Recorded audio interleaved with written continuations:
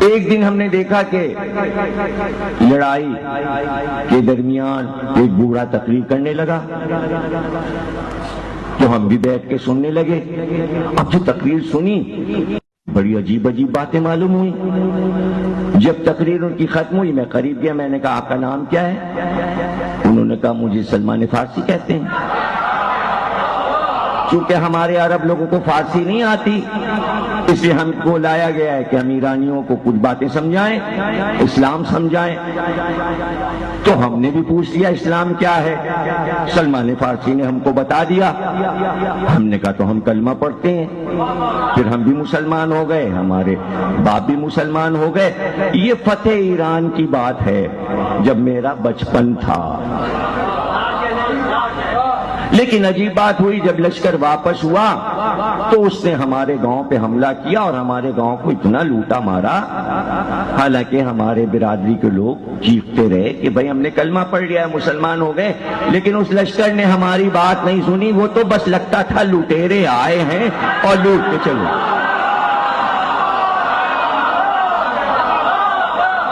جب بستی ہماری اجڑ گئی تو ہم ذرا کوفے سے قریب آ کے آباد ہو گئے. پھر اس کے بعد یہاں پر ذرا کچھ اطمینان ہوا تو میرے والد نے کھجوروں کا کاروبار شروع کیا.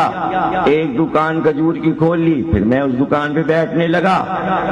یہاں تک کہ میری ابھی جوانی میری آئی تھی, شباب مکمل ہوا تھا کہ کوفے میں شور ہوا کہ بھائی بادشاہ وقت آنے والا ہے, اگر سواری کی شان دیکھنا ہے تو چلو. محلے کناسا سے سواری داخل ہوگی, لشکر ادھر سے آئے گا. ہم بھی جا کے راہ میں بیٹھ گئے. لشکر آیا اور بادشاہ بھی آیا. اعلان ہوا مسجد کوفہ میں اتریں گے, ممبر پہ تقریر کریں گے. ہم بھاگتے ہوئے مسجد کوفہ میں آئے. ممبر کو ہم نے دیکھا اور جب ممبر پہ ایک ایسے انسان کو دیکھا کہ اس شان کا آدمی ہم نے کبھی دیکھا ہی نہ تھا. اور جب بیان سنا تو ہم حیران رہ گئے. ابھی بیان ختم نہیں ہوا تھا کہ میں دوڑ کر ان کے پیروں کو چومنے لگا. میں نے دیکھا دائیں اور بائیں دو خوبصورت شہزادے تھے. پھر ایک ایک سے میں نے پوچھا یہ کون ہے؟ کہا یہی تو علی ہیں, یہ حسن ہے, یہ حسین ہے. یہ حسن ہے, یہ حسین ہے. کیونکہ میں ایک بنی اسد کی عورت کے یہاں کام کرتا تھا, ملازمت تھی, تو اس کی غلامی میں تھا. دکان پہ بھی بیٹھتا تھا, گزارا ہوتا نہیں تھا. جیسے ہی مجھ کو دیکھا علی نے, میرے چہرے کو دیکھ کر فوراً کہا صدقت یا رسول اللہ, سچ کہا تھا رسول نے. تو مسجد کوفہ کے ممبر پہ ہو گئے تو میسم آئیں گے تمہارے پیروں کو بوسے دینے کے لیے. ممبر سے جو اترے تو میرے ہاتھ کو تھام لیا. کٹری مالکا قبیلہ بنی اسد کی ہے. میں نے کہا آپ کو کیسے معلوم؟ کہا رسول اللہ نے بتایا. بس مجھے لیے ہوئے اس کے دروازے پہ پہنچے. کہا بھائی یہ کتنے میں بیچے گی غلام؟ اس نے رقم بتائی. مولا علی نے جیب سے رقم نکالی, اسے دے دی اور مجھے ہاتھ میں لے کے آگے بڑھے. کہا جاؤ میسم, تمہیں آزاد کیا راہ خدا میں. میں نے کہا ابھی تو آپ نے غلامی میں لیا اور ابھی ابھی آزاد کر دیا. کوئی خدمت, کوئی کام, کچھ بھی تو آپ نے ہم سے خدمت نہیں لی اور آزاد کر دیا. کمیسم آزاد اس لیے کیا ہے, کل سے تم میرے پہلو میں بیٹھو گے.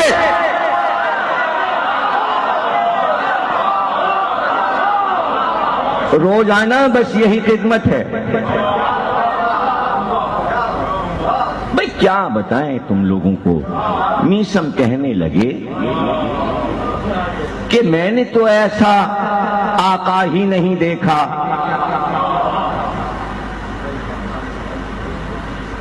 میں جاتا تھا تو مسند پہ پاس بٹھا لیتے، اور پھر جو باتیں کرتے تو پہلے یہ کہتے تھے میسم ہماری حدیث بڑی سخت ہے،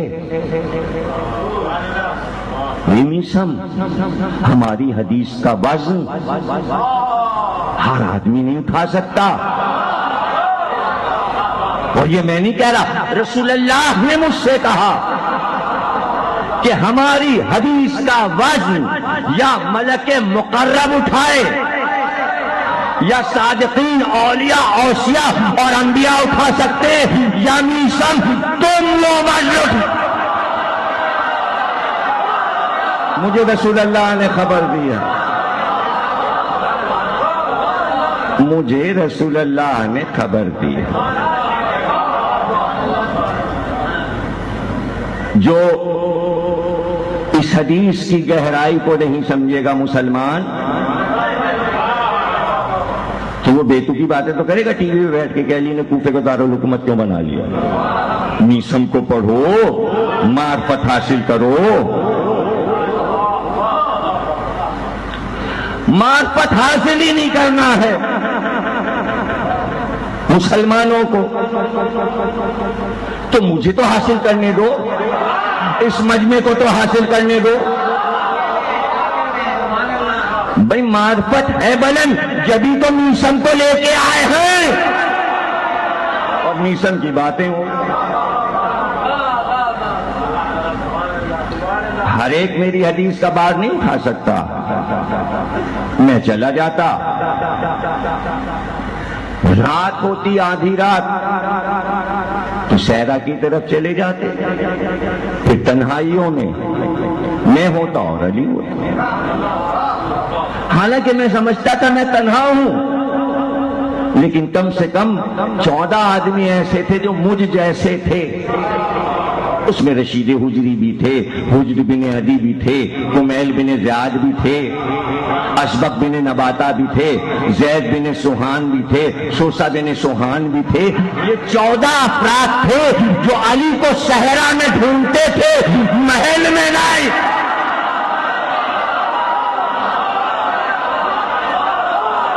صحرا میں ادھر سے آئیں گے اور پھر معرفت کی باتیں سنائیں گے جس کا پتہ دوسروں کو نہیں۔ اور جب ہم نہ جا پاتے اور نہ پہنچ پاتے تو عجیب مولا تھا میرا، مجھے ڈھونڈتے کھجوروں کے بازار میں آتے، میسم کہاں ہے؟ ارے میسم کہاں ہے؟ تو میں حیران ہو جاتا، عرب اور عجم کا بادشاہ ایک کھجور والے کو ڈھونڈنے بازار میں آ رہا۔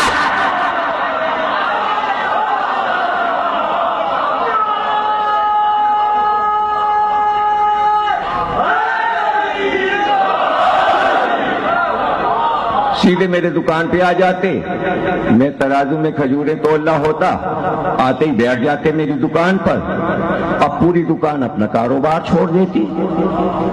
خلیفہ وقت میسم کی دکان پہ تشریف فرما ہے، اور پھر میرا ہاتھ تھام کر کہتے میسم تھک گئے ہوگے، بچے چھوٹے ہیں، کچھ یاد آتی ہوگی، گھر پہ کوئی کام ہوگا، جا ہو کے آ جاؤ۔ کہ مولا تو دکان خالی رہے گی، کہ ہم بیٹھے، بتاؤ کہیں ایسا حاکم تم نے دیکھا؟ چونکہ حکم تھا اس لیے ہم گھر چلے جاتے۔ 6 بیٹے تھے میرے، صالح، شعیب، سب سے چھوٹا مجھے بہت پیارا تھا تو مولا کے نام پہ اس کا نام میں نے علی رکھا تھا، اس کو میں علی کہتا تھا پیار سے۔ بچے چھوٹے تھے اس لیے میں گھر آ جاتا۔ ایک دن عجیب بات ہوئی، بعد میں مجھے بازار والوں نے بتایا، تمہیں پتا ہے تم چلے جاتے ہو تو جب گاہک آتے ہیں تو تمہارے مولا ترازو میں کھجوریں بیچتے ہیں، یعنی میری روزی کو موقوف نہیں کیا مولا نے۔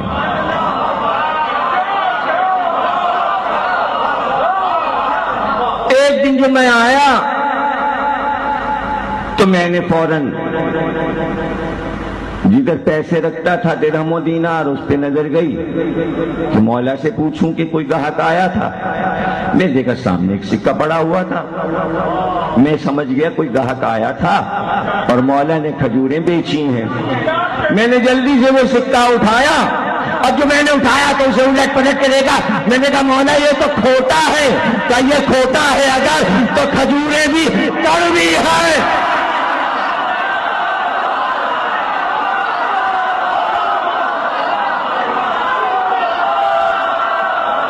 وہ کھجورے کا میشم کہتے ہیں ابھی مولا نے کہا تھا کہ ایک آدمی ہاتھ میں کھجورے لیے اور تھو کرتا آیا کہ یہ کڑوی کھجوریں دے دی. تو مولا نے کہا یہ کھوٹا سکہ بھی تو لے جا.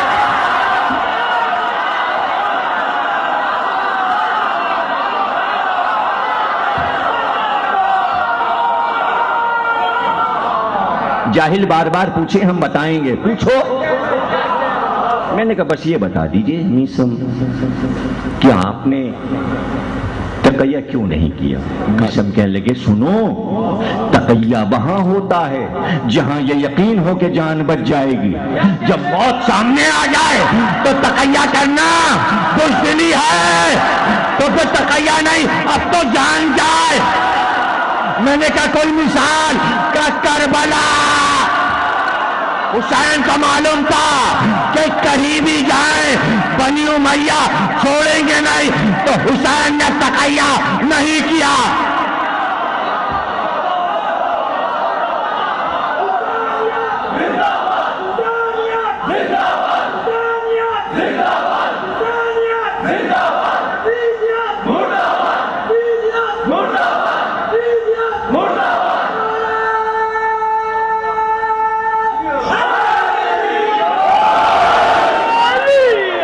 میں تقیہ کیوں کرتا؟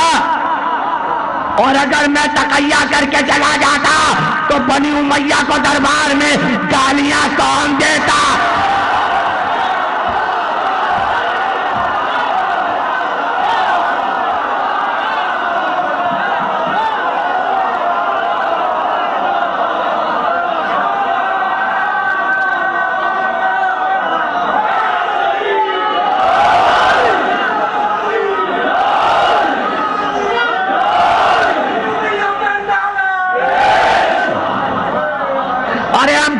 کی ایک ایک گلی میں اس کا 10 گنا زیادہ مجمع جمع کر کے کہتے آؤ فضائل علی سنو. مجمع لگ جاتے لیکن اگلا جملہ بہت سے لوگ کمزور دل کے برداشت نہیں کر پائیں گے. میسم نے مجھ سے کہا کہ میں صرف یہ نہیں کہتا تھا آؤ فضائل علی سنو اس لیے کہ یہ جابر بھی کہتے تھے یہ عمار بھی کہتے تھے یہ ابو ذر بھی. میں اگلا جملہ کہتا تھا آؤ فضائل علی سنو اور بنی امیہ کو گالیاں سنو.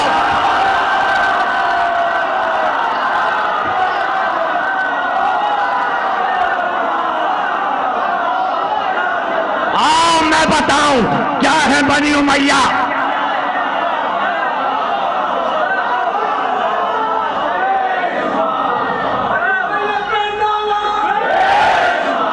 تو میں تولا اور تبرہ دونوں اپنی تقریر میں رکھتا تھا. تو میسم اچھا ہوا تم نے بتا دیا. ہم تمہاری سیرت پہ چلنا چاہتے ہمت دو گے کہ ہم ساتھ ہیں؟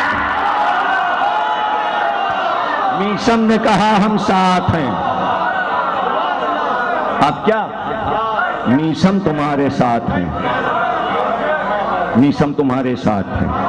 ابن حریث دشمن اہل بیت تھا لیکن کھجور کے درخت کے سامنے اس کا مکان کناسا میں تھا. میں جب بھی نکلتا میں پکار کے کہتا ابن حریث ہم تمہارے پڑوس میں آنے والے. کہتے میں سمجھتا تھا مکان یہاں نیا لینے والے اپنا محلہ چھوڑ دیں گے. میں ابن اعجاز سے جا کے میسم کی شکایتیں کرتا. یہ بیان کرتا ہے ابن حریث. میسم کو معلوم تھا. میسم نے بتایا. اسی نے جا کے بتایا. اس نے کہا کہ میسم بنی امیہ کے عیب اس طرح بیان کرتے ہیں کہ کوفے والوں کو بنی امیہ سے نفرت ہو جائے گی اور پھر تختہ الٹ جائے گا تم لوگوں کا میسم کے بیانات سے. کچھ کرو. جب سے میسم کی شکایتیں ابن زیاد نے سنی پریشان رہنے لگا. پریشان اس سے نہیں تھا کہ فضائل علی پڑھ رہے ہیں. پہلا ٹکرایا تھا جو کھلے عام کوفے کی گلیوں میں ان کے کالے کرتوت سنا رہا تھا.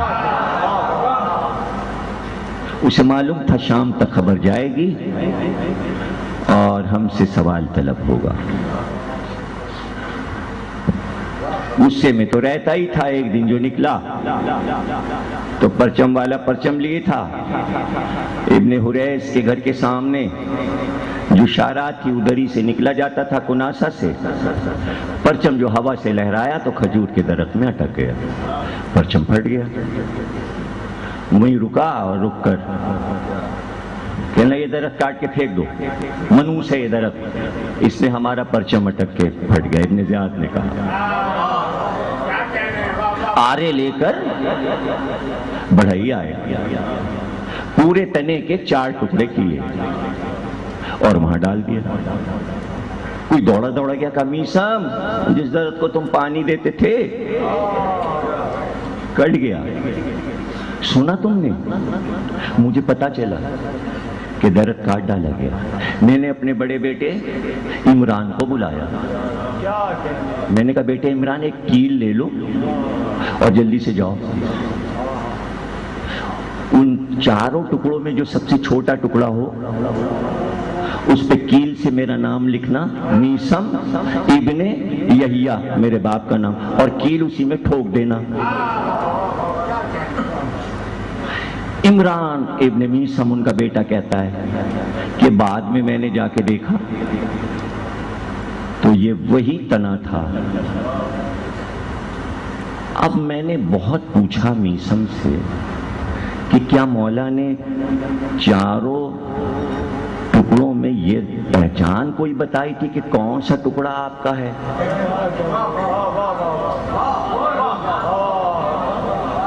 کہاں؟ میں نے کہا تو لکڑی میں کیسے پہچان ہوگی؟ تو یہ 4 ٹکڑوں کا ہوا کیا؟ میسم کہنے لگے مولا نے کہا تھا ایک ٹکڑے پر حجر کو پھانسی دی جائے گی, ایک پہ رشید حجری کو, ایک پہ زید بن سوہان کو اور ایک پر تم کو. تو میں نے کہا ٹکڑا آپ نے اپنا خود دیکھتے تو پہچانتے, یہ بیٹے کو کیسے آپ نے بتا دیا کہ فلاں ٹکڑے پہ کیل لگا دو؟ کہا یہی تو وہ علم معرفت ہے جو مولا کے پاس بیٹھ کے سیکھا جاتا ہے, یا جو مولا سے معرفت کرتا ہو وہ سکھا سکتا ہے, اس کی شرح نہیں ہو سکتی. میں نے کہا اچھا نہ بتائیے, لیکن آگے تو بتائیے کیا ہوا. میسم کہہ لیں پھر کیا تھا. میں اس دن کا انتظار کرنے لگا. 3 ٹکڑے وہاں سے غائب ہو گئے, ایک ٹکڑا پڑا رہا. میں ذیلحج کا مہینہ آیا تو میں سوچنے لگا کہ یہ میرا آخری سال ہے, چلو حج کرائیں. میں حج کے لیے گیا. حج کرنے کے بعد میں نے سوچا مدینے بھی ہو لوں, قبر نبی کی زیارت کروں. میں نے قبر نبی کی زیارت کی. اس کے بعد میں ام المومنین حضرت ام سلمہ کے پاس گیا. جیسے ہی ام المومنین ام سلمہ کو پتہ چلا میسم آئے ہیں, اپنے غلام کو آواز دی, کہا عطر کی شیشی لاؤ, عطر کی شیشی لاؤ, اور ان کے ریش میں اور بالوں میں زلفوں میں عطر لگاؤ.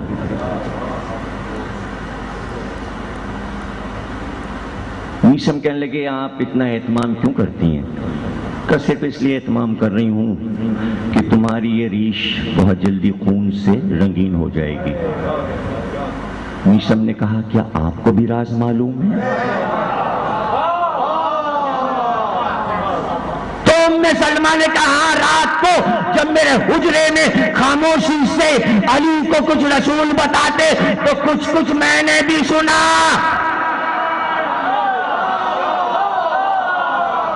کچھ میں نے بھی سنا. تو میں نے کہا کہ میرے آقا حسین یہاں نہیں، کہاں وہ بیرون مدینہ گئے. لیکن میثم جتنا حسین تمہیں یاد کرتے ہیں مدینے میں کوئی نہیں یاد کرتا. مجھ سے بار بار آ کے تعریفیں کرتے ہیں، نانی میثم کا جواب نہیں. اتنا بڑا دل میرا ہو گیا، میثم کہنے لگے میرا شہزادہ میری تعریفیں کرتا ہے. تقریر ختم ہو گئی. میثم کو کوفے جانا ہے، لیکن ہم سب میثم کے ساتھ آج کوفے چلیں گے. میثم کو اکیلے نہیں جانے دیں گے، آج تو کوفے چلنا ہے. میثم کہتے ہیں میں مدینے سے واپس ہوا، جیسے ہی میں کوفے میں داخل ہوا 200 آدمی کوتوال شہر کے ساتھ موجود تھے. مجھے دیکھتے ہی داروغہ نے کہا میثم تم آ گئے، ابن زیاد کا حکم ہے کہ تمہیں گرفتار کر لیا جائے. ابن زیاد نے حکم دیا ہے جلد از جلد میثم کو لا کے میرے سامنے پیش کیا جائے قیدی بنا کے. میثم کہتے ہیں میں سمجھ گیا کہ وہ دن آ گئے ہیں، اس لیے کہ مولا نے کہا تھا تمہارا آخری حج ہوگا. مجھے ابن زیاد کے سامنے پیش کیا گیا. ابن زیاد نے مجھ سے کہا کہ سنا ہے کہ علی کے تم بہت دلارے تھے. کہاں وہ آقا ہمارے تھے، ہم ان کے غلام تھے. وہ اپنے ہر غلام سے محبت کرتے تھے. کہ تم ان کی جھوٹی حدیثیں سناتے ہو؟ کہ تجھ سے کس نے کہا؟ کہ حریث نے. کہ حریث جھوٹ بولتا ہے. میں سچی حدیثیں سناتا ہوں، وہ جھوٹا ہے. ابن زیاد نے کہا میں تمہیں قتل کروں گا ورنہ علی سے بیزاری کرو. تو میثم نے کہا کہ یہ بات مجھے معلوم ہے کہ تو مجھے قتل کرے گا، لیکن میں علی سے بیزاری نہیں کروں. ابن زیاد نے کہا کہ کیا معلوم ہے تمہیں، کیا معلوم ہے؟ کہاں میرے مولا نے بتایا ہے بدکار عورت کا بیٹا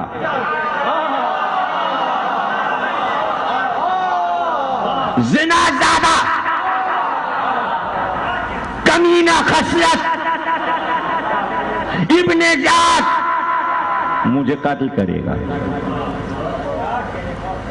چوٹ کھایا ہوا سانپ. دیکھیں یہ منزل کیا ہے. یعنی میثم کو معلوم ہے میں قتل کیا جاؤں گا تو بھائی موقع کیوں چھوڑ دیں؟ نہیں سمجھے؟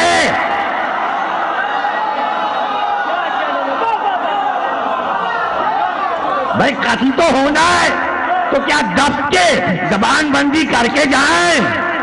ارے وہ تو بتا کے جائیں جو اس کی حقیقت ہے.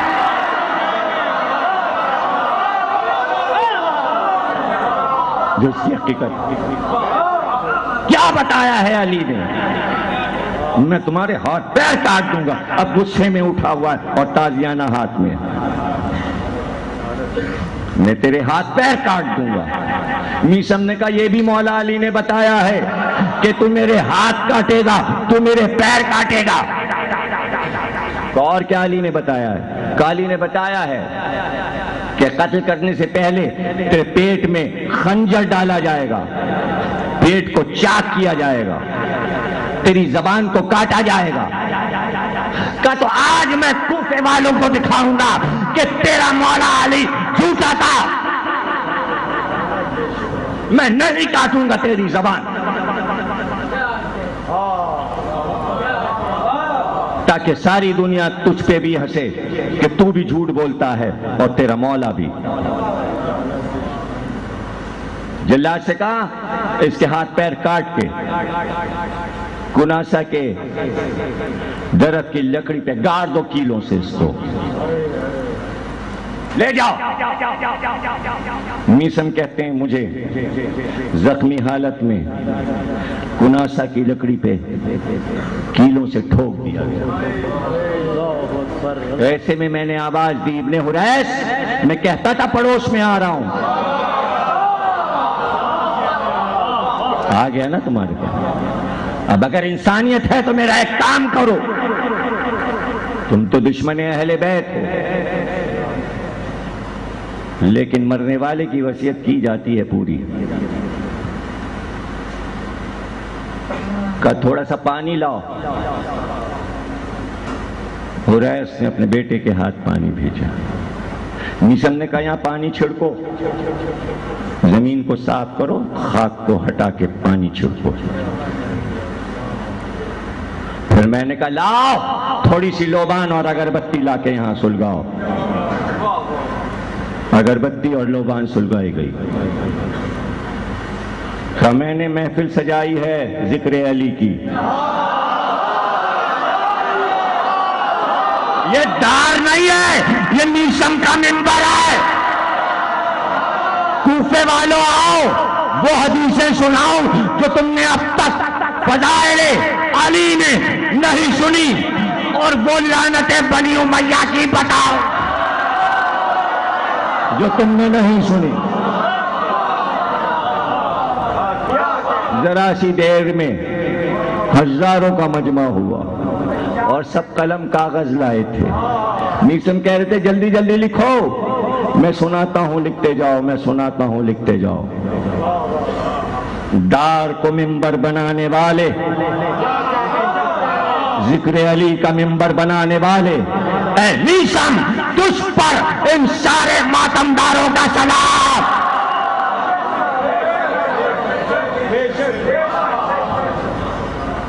حریث بھاگا ہوا گیا کہ آپ کو پتا ہے انقلاب آ جائے گا۔ ہزاروں کا مجمع میسم کو سن رہا ہے اور وہ فضائل سنا رہے ہیں اور جھوم جھوم کے سنا رہے ہیں، ہاتھ پیروں سے لہو بہہ رہا ہے، مگر زبان ہے کہ فصاحت اور بلاغت سے چل رہی ہے۔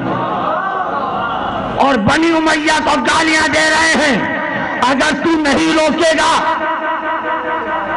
تو سمجھ لے تیری پشتیں تباہ ہو گئیں۔ وہ لکھوا رہے ہیں میسم۔ جلاد کو حکم دیا کہ جاؤ میسم کی زبان کاٹ کے میرے پاس لاؤ۔ جلاد خنجر لے کے چلا، جاتے ہی غصے میں پیٹ پر، کوپ پر، ناف کے نیچے خنجر مارا، خنجر کھینچا۔ میسم نے کہا کیوں آیا؟ کہ ابن زیاد نے کہا زبان کاٹ لو، زبان کاٹ لو۔ کہ ذرا قریب آ۔ جلاد قریب آیا، منہ میں تھوک جمع کیا، تھوک جمع کر کے سارا تھوک جلاد کے منہ پر پھینکا، اور پھینک کر کہا اس طرح جا کے جیسے میں نے تھوکا ہے تو ابن زیاد کے چہرے پر تھوک، اور کہہ دے ابن زیاد سے میرا مولا سچا ہے۔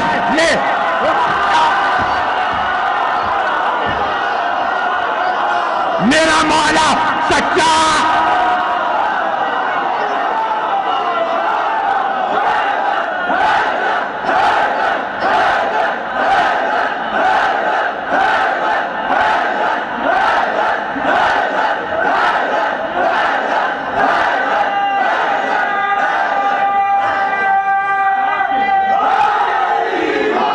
میرا مولا سچا ہے۔ میسم نے زبان نکالی، گلے کاٹ لے، خنجر سے زبان کٹی، لیکن جیسے ہی زبان کٹی پکار کے زبان کو تالو میں اڑا کے زور سے کہا یا علی صفے بنا محبوں